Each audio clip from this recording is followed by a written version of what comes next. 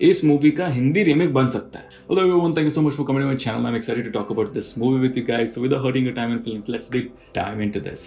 2019 में आई ये movie MG Srinivas की, जिसके मैंने पहले कोई मूवीज देखे नहीं। This is the first time मैं उनकी मूवीज देख रहा हूँ और ओटीटी प्लेटफॉर्म पे ये मूवी आने के बाद मैं तो स्केप्टिकल था कि भाई देखना ही है नहीं देख, लेकिन बिरबल एंड ट्रायोलॉजी थोड़ा देख के मुझे लगा कि चलो देख लेते हैं। ट्रायोलॉजी मतलब 3 पार्ट्स होंगे इसके, तो मैंने सोचा कि अगर सेकंड पार्ट बहुत अच्छा चला तो ऐसा नहीं होना चाहिए कि मेरा फर्स्ट पार्ट देखा नहीं है और मैं वहीं पे मूवी का इंटरेस्ट लूज कर दूंगा।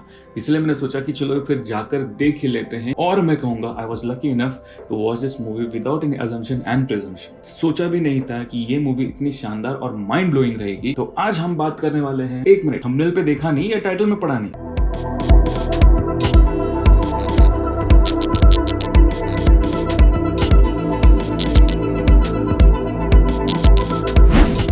Birbal trilogy case 1 finding Vajramuni. ध्यान देना, डायरेक्टर ने खुद ने कहा है कि स्टोरी एक दूसरे से लिंक्ड नहीं होंगी। पार्ट 1, पार्ट 2, पार्ट 3 में अगर पार्ट 1 नहीं देखा तो पार्ट 2 समझ में आएगा नहीं, ऐसा होने वाला है नहीं। हर एक पार्ट में अपना एक इंडिविजुअल केस है और उस हिसाब से मूवी को या स्टोरी को बनाया हुआ है। तो सीधे स्टोरी की तरफ बढ़ते हैं। Actor, director, screen writer MG Srinivas, जिसने ये मूवी खुद ने लिखी हुई है और खुद ने ही डायरेक्ट किया हुआ है, तो मैं कहूंगा डायरेक्टर ने इस मूवी के साथ बहुत अच्छे से जस्टिस किया है। अब ये गलतफहमी मत रहो कि यहाँ पे अकबर और बीरबल का दरबार लगने वाला है, उसके अंदर बैठ के वो केसेस सॉल्व करने हैं, तो ये होने वाला नहीं है। तो इस मूवी का नाम बिरबल क्यों रखा? तो रुको जरा, आगे बताता है, मैं थोड़ा फॉलो करो स्टोरी से। कहानी कुछ 2010 में शुरुआत होती है। रामदास एक कैब ड्राइवर है जिसे कुछ कंस्पिरेसी या साजिश के बारे में पता चलने पर उसके हाथ एक मेमोरी कार्ड लगता है। उसी की एक लड़के के हाथों चाकू से हत्या होती है और स्टोरी सीधा फास्ट फॉरवर्ड होके 2000 में आती है, जहां एक law firm Hegde and Hegde associates नए भर्ती में एक नए यंग और शातिर दिमाग वाले एसोसिएट को हायर करती है। यही शातिर दिमाग वाला अपना लीड एक्टर महेश दास है और उसी फर्म में उसकी फियांसे जानवी भी काम करती है। अपना पब्लिक में नाम और रेपुटेशन बनाने के लिए ये लॉ फर्म एक फ्री लीगल सर्विस ಕಂಪನಿಯಲ್ಲಿ ಒಂದು ಫ್ರೀ ಲೀಗಲ್ ಸರ್ವಿಸ್ ಶುರು ಮಾಡೋಣ ಅಂತಿದ್ದೀವಿ. ಓಕೆ, ಈ ಬ್ಯಾಕ್ವರ್ಡ್ಸ್ ಮತ್ತೆ ಬಡವರಿಗೆಲ್ಲ ಹೆಲ್ಪ್ ಆಗಲಿ ಅಂತ सोचती है पुअर और बैकवर्ड लोगों के लिए जो बड़े लॉ फर्म्स के फीस अफोर्ड नहीं कर सकते। इसी सर्विस में महेश को एक फैमिली केस मिलता है ಡೀಟೇಲ್ಸ್ ಕೊಡಿ. फैमिली केसेस ಫ್ಯಾಮಿಲಿ ಕೇಸ್ है जिसमें एक इनोसेंट लड़के को जस्टिस चाहिए। तो ये लड़का कोई और नहीं, पेरोल मतलब गुड बिहेवियर के वजह से छूट गया है। एक 8 साल पुराने केस को अगर फिर से नए जैसे ओपन करना है तो अभी इनमें पुख्ता सबूत और गवाह चाहिए होंगे और इसके लिए काफी सारा मैन पावर और पैसा चाहिए होगा। केस शुरू होते ही एक से ऊपर एक नए गुत्तियों को सुलझाने का खेल शुरू हो जाता है। रस्सी में लगी है इतनी गार्ड कि गिनने लगोगे तो मिलेंगी 60। गार्ड? ऐसे कितने गार्ड हैं इस मूवी में? हाँ, तेरे को गार्ड देखना है ना? देख दिखाता मैं तेरे को, देख।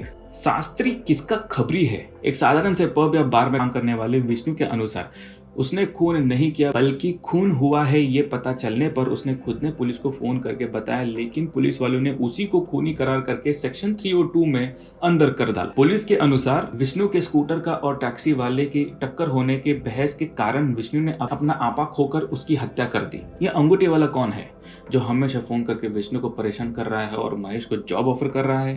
शीला कौन है जो उनकी एक लास्ट होप हो सकती है और उसका विष्णु के हाथों ही खून हो जाता है? अगर विष्णु ने खून नहीं किया तो उसने मैंने खून किया है ऐसे कन्फेशन लेटर में क्यों साइन किया है? विष्णु अरेस्ट होते ही इस टकलू को कौन फोन करता है और ये टकलू कौन है? शिवाना गारमेंट शॉप से माल ड्रॉप करके ये ट्रक आया था, उसका इस केस से क्या लेना देना है? अमोघा वर्षा ने उसी टैक्सी ड्राइवर का वीडियो क्यों बनाया? टैक्सी वाले के खून के केस सॉल्व करते करते ये अभी रॉयल एनफील्ड वाले को क्यों ढूंढ रहे हैं? ये सबके बीच ये सभी लॉयर्स ये बुरखा वालों का पीछा क्यों कर रहे हैं? मेमोरी कार्ड महेश के बॉस ने ನಿನ್ನ ಪಕ್ಕದಲ್ಲಿರೋರು ಯಾವತ್ತೂ ನಿನ್ನ ಜೊತೆಗಿರಲ್ಲ.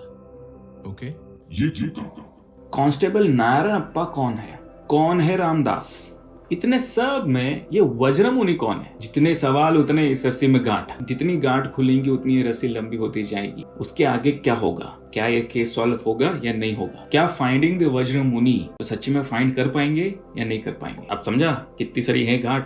आइला इतने सारे इंसान तो पागल हो जाए। इसलिए तो लॉयर्स का मूवी है ये। एमजी श्रीनिवास का एक्टिंग इस मूवी के अंदर बहुत बढ़िया है और मैं कहूँगा जिस हिसाब से उसने वो क्लूज को निकाल के जो एक मूवी को डायरेक्शन दे दिया है और जो वो केसेस सॉल्व करते करते जाते हैं या फिर नए नए क्लूज मिलते जाते हैं, उनकी गुत्थियां सॉल्व करते जाता है, ये बहुत जेन्युइन दिखाया है और वो बहुत कॉमन ह्यूमन कैसे कर सकता है या फिर कॉमन लॉयर एक अपने माइंडसेट से कैसे करेगा, ये इसके अंदर बहुत अच्छे से दिखाया है। ऐसा मुझे इतने कॉम्प्लेक्स मूवी को इसे सिंप्लीफाई करके इस मूवी को आपके सामने रखा हुआ है। मतलब राइटर, डायरेक्टर और स्क्रीन प्ले जो एमजी श्रीनिवास है उसने बहुत सोच समझ के ये आपके पास लाया है, और जिस हिसाब से उसने एग्जीक्यूट करके वो स्क्रीन पे लाया है विथ म्यूजिक इफेक्ट्स और जो VFX जो सारा सब कुछ चीज़ के अंदर दिखाया है वो बहुत अच्छा और इतना डिस्क्रिप्टिव है कि जब आप विजुलाइज कर रहे हो वो एक सीन को तो आपको समझ में आ रहा है कि वहाँ पे क्या हो रहा है क्या नहीं।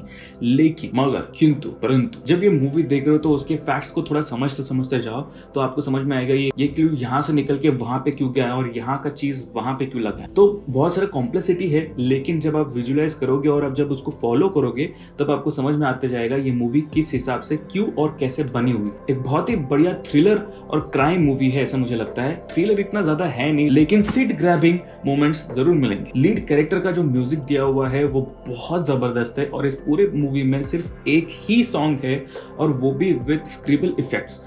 वैसे सॉन्ग की तो कुछ जरूरत थी नहीं, लेकिन चलो भाई साउथ इंडियन मूवी है, इंडियन मूवी है, एक सॉन्ग तो बनता है बॉस, इसलिए उसने डाल दिया है। कॉमेडिक अप्रोच बाय शास्त्री ये बहुत अच्छे से प्ले किया है ऐसे मुझे लगता है। मतलब इतना इफेक्टिव नहीं है, लेकिन जिस हिसाब से थोड़ा सीक्रेसी और थोड़ा कॉमेडी और थोड़ा सीरियसनेस इस मूवी के अंदर दिखाना था वो बराबर मिक्सचर इस शास्त्री के कैरेक्टर ने बहुत अच्छे से निभाया है ऐसा मैं कहूँगा। ये मूवी सिर्फ लॉ ओरिएंटेड नहीं है, इसका मतलब इसके अंदर लॉ टर्म्स एंड टर्मिनोलॉजीज ज़्यादा यूज़ किया हुआ नहीं है। हाँ, ये मूवी थोड़ा ट्रू फैक्ट्स, रियल इवेंट्स के आधारित पे है और कुछ लॉ के टर्म्स यूज किए गए हैं, लेकिन जिन्हें लॉ समझ में नहीं आते उन्हें टेंशन लेने का नहीं, बिंदास बैठ के मूवी देखने का समझ में आ जाएगा। थोड़े बहुत लॉ टर्म्स है, अगर आपको सर्च करके देखना है तो आप इंटरनेट पे सर्च करके देख सकते हो, लेकिन अगर आप लॉ स्टूडेंट है तो आपको और थोड़ा ज्यादा इंटरेस्ट आएगा कि कैसा होता है। लेकिन this is a movie, so this is not something कि आप सोचेंगे कि भाई लॉ रिलेटेड और लॉ स्टूडेंट्स लोगों ने ही देखना चाहिए, ऐसा कुछ नहीं। अगर आप कन्नड़ लैंग्वेज समझ सकते हो तो ये मूवी तो आराम से बैठ के देख सकते हो, लेकिन अगर आपको सबटाइटल के साथ चाहिए तो सिर्फ इंग्लिश सबटाइटल में ही है अभी फिलहाल के लिए। मे बी आगे हिंदी में डब होकर आ सकता है। तो अगर आपको ऐसा लगता है कि सबटाइटल पढ़ना बोरिंग है, आपको पॉज कर करके देखना कंटाल आता है, तो मैं कहूँगा ये मूवी ना ही देखे। लेकिन अगर इसको थोड़ा पॉज करके देखोगे तो थोड़ा अच्छा होगा, क्योंकि उसके अंदर को जो मेन क्लूज है वो आपको सॉल्व होते जाएंगे। जैसे जैसे सॉल्व होते जाएंगे वैसे और इंटरेस्ट आपका बढ़ता जाएगा। पूरे मूवी की सिनेमेटोग्राफी और लाइटिंग के बारे में बात करूँ तो बहुत अच्छे से एंगल सेट किए हुए हैं। जो सिनेमेटोग्राफी में उनको दिखाना था वो बहुत सही तरीके से दिखाया है। मतलब विजुअलाइजेशन जो उन्होंने करके दिया है, एक पेपर टू विजुअल, इसका जो रिलेशन है उन्होंने बहुत अच्छे से मैच किया हुआ है। And it is very difficult कि ये दोनों चीज वो लोग मैच कर पाए ताकि व्यूअर्स भी वही फील कर पाए जब एक राइटर लिखते वक्त फील कर रहा है। इस मूवी में से जो चीज मुझे थोड़ा पसंद नहीं आया वो है कि थोड़े एक दो जगह पे अनवांटेड थोड़ा फीलिंग या फिलर्स डाले हुए हैं जिसकी इतनी जरूरत नहीं थी, लेकिन सिर्फ काइंड ऑफ कंसेप्ट बिल्ड करने के लिए और थोड़ा सा कुछ लोगों को सिर्फ बोर हो जाएगा। इतना इंटेंस मूवी मतलब complete cut to cut follow करते वक्त लोग थोड़ा कंटाल जाएंगे, तो वो ना हो इसलिए थोड़ा बहुत फिलर्स डाले हुए हैं जो मुझे इतना पसंद नहीं आया। लेकिन ठीक है, चलता है, मतलब इतना भी खराब नहीं। ये मूवी आपको लॉयर्स जैसे सोचने के लिए मजबूर करेगा। अगर इस मूवी के रेटिंग के बारे में बात करेंगे तो according to central board of film certification इस मूवी को रेट किया हुआ है यू, मतलब अनरेस्ट्रिक्टेड पब्लिक एग्जिबिशन। इसका मतलब यूनिवर्सल, कोई भी इसे कोई भी एज के लोग देख सकते हैं और एब्सोल्युटली एक बहुत ही क्लीन मूवी है। इस मूवी के अंदर ऐसा कुछ भी नहीं है जो देख नहीं सकते, पर पूरे 2 घंटे 20 मिनट ये मूवी आपके लिए thrill, suspense and breath taking performances by actor मिलेगा। इस मूवी में मेन या लीड में जो काम कर रहे हैं वो सिर्फ ये 2 ही हैं।